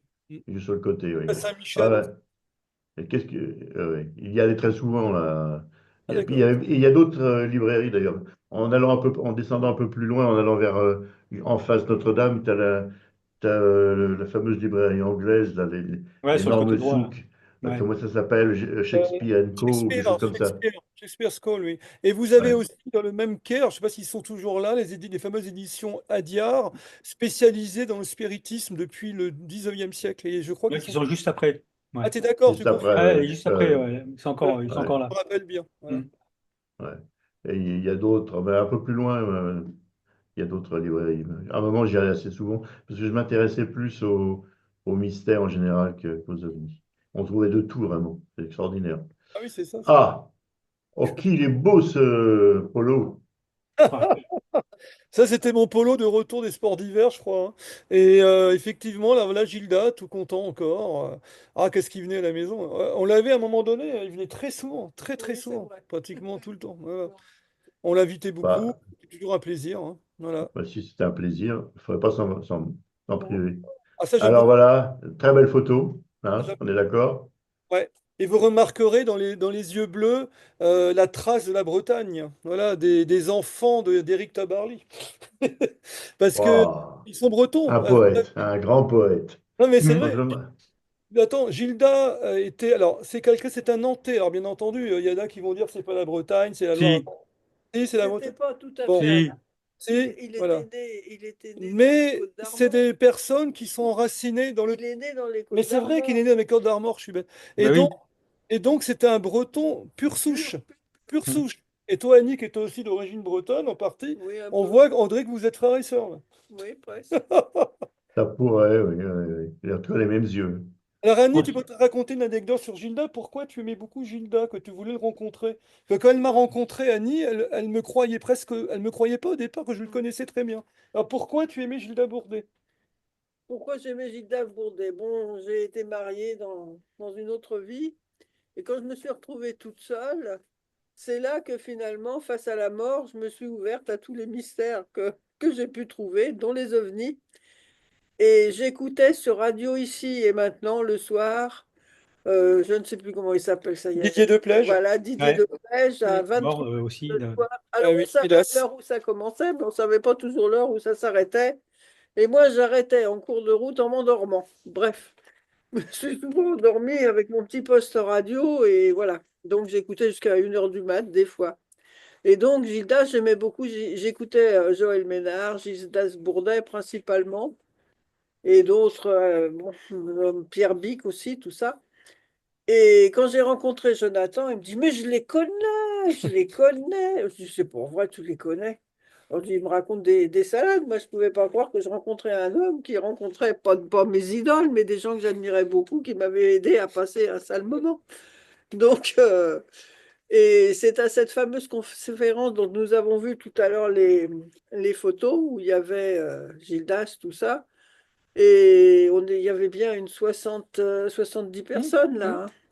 Et je m'étais mis en tête, je me disais, cette conférence, il y a un arrêt à midi, ça se trouve, les gens, ils vont aller déjeuner, ils vont pas revenir. Alors, j'avais fait beaucoup de choses à manger. On avait acheté, je sais pas, 10 kilos de clémentines. Et j'avais fait des croque-monsieur pour 70 personnes, ce qui fait que j'avais pas beaucoup dormi, plus des gâteaux, enfin. Et quand je suis arrivée dans la salle, que j'ai vu Joël Ménard, Gildas, Jean-Claude Bourret, je me suis dit, c'est pas possible, ils sont là. Mais j'étais tellement fatiguée que j'ai fait comme quand je les écoutais à la radio, je me suis presque endormie sur ma chaise, ce qui fait que de Joël Ménard, j'en ai entendu que la moitié, Gildas, pareil, pourtant j'avais fait un effort pas possible. Mais voilà, j'ai pas rompu le charme. Non, mais il faut dire que pour te dédouaner, Mais je n'avais pas elle dormi de la avait nuit. fait toute la logistique Ah oui, que j'étais incapable de faire à l'époque. Et franchement, oui, non, c'est. c'était lourd, hein. Voilà, c'était lourd, oui. Mais bon, ça fut une belle histoire. Alors, je vois, ça me fait rigoler parce qu'il y a Pauliade que je salue On s'est rattrapé qui met après. la maison de Jonathan Ginet accueillante, sans doute sur une line bénéfique. Il y a Monsieur Lagneau qui dit du mal de moi, évidemment, grand bavard, gna gna gna. Ah, mais effectivement. Ça, c'est vrai. Non, mais je parle pas beaucoup, moi. Qu'est-ce que tu racontes? Non, non, non, Bon, non, bref. non. Non, c'est Polyèdre, le grand bavard, bien sûr. Mm. Voilà. Non, mais c'est super, hein, et on a des beaux souvenirs ici. C'est vraiment émouvant. Mais moi, vous voyez, j'ai gros cœur. Regardez, on a perdu Joël, on a perdu Gildas, on a perdu Jean Sider, on a perdu deux ufologues que je ne connaissais Ah. pas. Et franchement, c'est triste, quoi. C'est une Mm. génération qui s'en va, hein. C'est Ouais. triste. Mm. Ah, c'est Alors, encore. monsieur Lagneau, vous remarquerez que c'est toujours Courbevoie. Voilà. Tout C'était à le fait. Oui. Alors là, pourquoi on était allé dans ce restaurant? Parce que il avait ses habitudes, Gilda. Là, il avait des copains de son immeuble. Oui, je crois, ils mangeaient tous ensemble. C'était tenu par un monsieur d'origine, je crois, arménienne. Et c'était très bon. Et vous remarquerez que Gilda et moi, on mange rigoureusement le même plat. Voilà. Oui, En mangeur, hein. Un T-bone avec voilà, tout ce qu'il faut en frites et des en sauce. frites et peut-être Voilà. de la sauce. Ah, mais Donc, c'était un sacré. On avait tous les deux un sacré coup de fourche. Et Annie, une salade. Ah, ça, c'est. Alors là, donc c'est l'équipe il y a, donc de gauche à droite, donc Gilles Durand, Philippe Drabe avec en Paul Oreiller, et moi qui regarde je sais pas quoi, mon téléphone portable, je sais pas quoi, et puis à côté bien sûr Gilles Das. On préparait en fait l'archivage de ces données, de ces documents qu'il nous a laissés. On a fait plusieurs visites chez lui, 2 visites de préparation, et ensuite on a fait le déménagement. c'était le long de la ligne de chemin de fer, Oui, nous monsieur. aussi, nous avez invité. Oui. En fait, c'est le même restaurant, mais vous étiez à l'extérieur, dans la terrasse. Je pense Ah, que c'est le voilà, même restaurant. exact. Ouais, On a mangé ouais. aussi, la tête Exact. à Moi bœuf. aussi, j'ai mangé sur la terrasse une fois. Voilà. On n'a pas Donc, mangé. en premier plan, c'est Xavier Lupins qui appartient à la fois enfin, travaille à la fois pour le MUFON France et pour le Sceau. Et qui me donne un coup de main aussi à OVNI Paris. Donc, un garçon très bien. Avec un seul L. Là, c'est l'arrivée à Vincennes. Bah, c'est comme je l'ai marqué. On est en train de déménager, de rentrer les cartons dans la cour. Et ensuite, on les reprend dans un escalier en bois qui tourne. Et on les installe provisoirement, voilà, sur les tables, ici. Et comme il y en avait quand même pas mal, on en a mis aussi dans une cave. Et heureusement, c'est une cave sèche. Tant De mieux, toute hein. façon, c'est Ouais. monté sur palette. C'est pas monté directement sur le sol. Ce sont les Maintenant, infos. il reste le travail de nomenclature, hein, de tri de nomenclature, et puis ensuite un travail plus fin éventuellement de scan, de photocopie. Enfin, il y a, en fait, il y a énormément de travail. Et si vous voulez s'il y a des gens qui veulent se lancer, de donner un coup de main, ils sont les bienvenus. Parce qu'on a un peu de mal à assurer. Enfin, Mais je crois que monsieur, comment il s'appelle, notre ami, là, Gilles Durand, a fait déjà un bon boulot sur un tableur, hein, il a déjà Oui, fait bah, pas mal de travail. Il nous a montré ça à Montsoreau, quand même.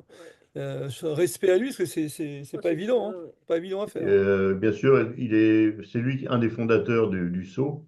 C'est une association déjà ancienne. Et dès le début, ils ont commencé à faire des photocopies et des scans. Je crois qu'il y a des scans de une grande majorité des revues qui sont parues en France, beaucoup connues en France.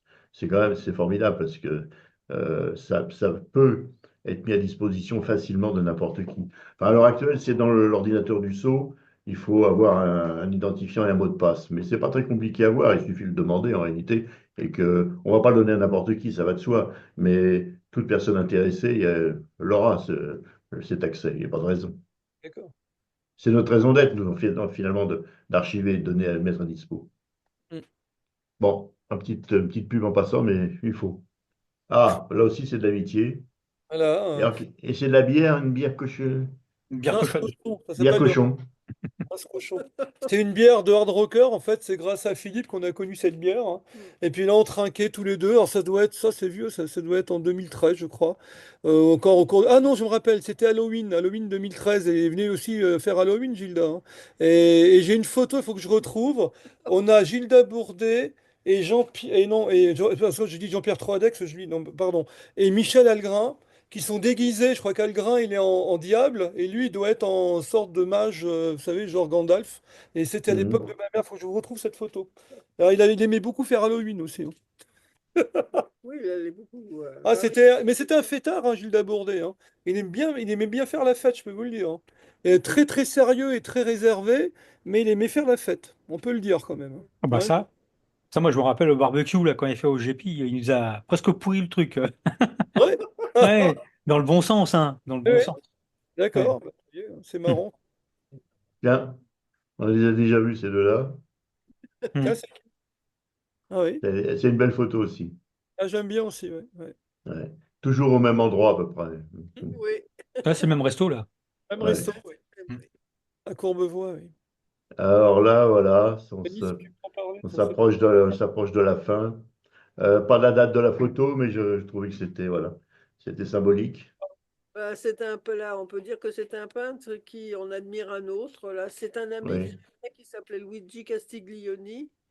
Et là, il avait fait la fleur volante. Alors, il regardait plus la technique que la peinture, là, parce que De la peinture. trouvait- Luigi, ce qu'il cherchait dans la peinture, c'était la troisième dimension, c'est-à-dire le relief. Et il arrivait à faire des tableaux qui étaient entre la sculpture et la peinture, à savoir que c'était un Italien qui était né à Milan, un Milanais donc, et il avait trouvé une technique avec de la poudre de marbre de Carrare. Donc il était allé dans des carrières et bon, bah, il récupérait de la poudre de marbre. Et alors le liant, je ne sais pas, mais il faisait une sorte de pâte et qu'il étalait sur la toile en différentes épaisseurs. Enfin, c'était pas de la toile, il l'aurait pas pu sur de la toile, c'était sur du bois, sur un support en bois. Bon, il mettait du gesso dessus et puis après il mettait sa poudre de marbre et il l'étalait, mais il l'étalait pas avec une enfin, il l'étalait avec l'idée préconçue de peindre dessus, mais la forme, c'était dû au hasard quand il faisait ça. Donc il faisait comme ça, au hasard, des couches multiples, donc ça faisait au plus 1 centimètre d'épaisseur, hein, c'était pas guère plus. Et quand c'était sec, bon bah il commençait à peindre en fonction de la poudre qui s'était placée à certains endroits. Et là, ça pour lui, ça ressemblait à une feuille papillon, une fleur papillon. Donc j'étais en train de lui expliquer cette technique-là et Gildas regardait. Voilà, alors c'était très différent, mais Luigi aussi s'intéressait. Bon, la vie a fait que mon premier mari ne s'intéressait absolument pas aux ovnis, mais je pense que Luigi, cet ami-là qui aimait beaucoup le sport, donc il parlait beaucoup de sport à la maison, mais il devait également apprécier les ovnis, parce qu'il y a certains de ses tableaux, franchement, il a peint pour lui d'autres planètes, il a peint un tas de choses, donc les ovnis pour lui, D'accord. devait s'y intéresser. Donc ça réunissait peut-être inconsciemment Gildas et ce peintre. Voilà. Mhm. Voilà, Merci, j'ai tout Annie. de rien. Oui, c'est des beaux souvenirs. Mm. Oui. Ah, Ceux qui étaient présents, il y en a pas mal d'entre nous qui étaient présents, en connaîtront. C'est l'endroit où on a dispersé les cendres de Valéria. Gilda, Valéria. le Mont Valérien exactement. Donc là, on connaît pas mal d'ufologues mm. assez connus, bon, qui se Egon Kregel, reconnaîtront. Egon Je, Kregel. ouais, je peux citer les noms, oui. Egon Kregel, tout à fait à l'extrême droite, c'est Bruno Botta. La dame en manteau rouge, je sais pas. Était membre C'est d'une peut-être une association. voisine. Non, non, pas du tout. C'est une association, une association ufologique, d'après ce que j'ai compris, mais qui n'est peut-être pas très connue. Voilà, je ne sais pas plus. Ok. En beige, c'est Philippe Drab. À côté, c'est Laurent Chabin. Ensuite, je pense que c'est Depends. Xavier. Là, c'est Je ne suis Xavier, pas ouais. sûr. Là, Ouais, c'est Xavier. Xavier. À côté, c'est un Bourdet, mais je ne sais plus lequel. Je ne suis pas sûr. Non. Non, Non, non, c'est pas c'est un pas un Bourdet, Bourdet. Non, non. non, il était sur la gauche. Non, non, Ouais. c'est. Ouais. Non. Mm. Donc là, c'est la dispersion qui C'est voilà, c'est commence. Raoul Robet. Ah, Raoul Rouet, tu penses? Ouais, c'est ce que dit Laurent Chabin. Ah oui, oui, C'est oui, tout à Raoul. fait, bien sûr, Ouais. bien sûr. Ah, mais il est un peu grossi, Raoul, je ne le connaissais pas. Oh là là. Et ses deux neveux qui étaient là étaient très émus de Mm. Mm. voir toutes les personnes qui Ouais. étaient venues Mm. pour... Les voici. Alors, les voici, pas à cette cérémonie au Mont-Valérien, mais à l'église, une autre cérémonie. Gilda n'était pas croyant au sens religieux traditionnel du terme, mais bien sûr, il avait comme l'a dit Jonathan, il croyait à la vie après la mort, je pense, et il avait des préoccupations spirituelles. Donc, en dépit de ça, les deux neveux ont décidé de lui faire peut-être pas en dépit, mais peut-être à cause de ça, quand on a décidé de lui offrir une cérémonie religieuse. Mm. Donc on les voit là, donc à côté de Jean-Louis, un des deux, et puis celui avec la cravate noire aussi sur la Hervé, droite. Hervé et Jean-François. Mm. Hmm. Voilà. Et vous Bourdet. savez, il se définissait comme agnostique, en fait, Gilles Bourdet. Voilà.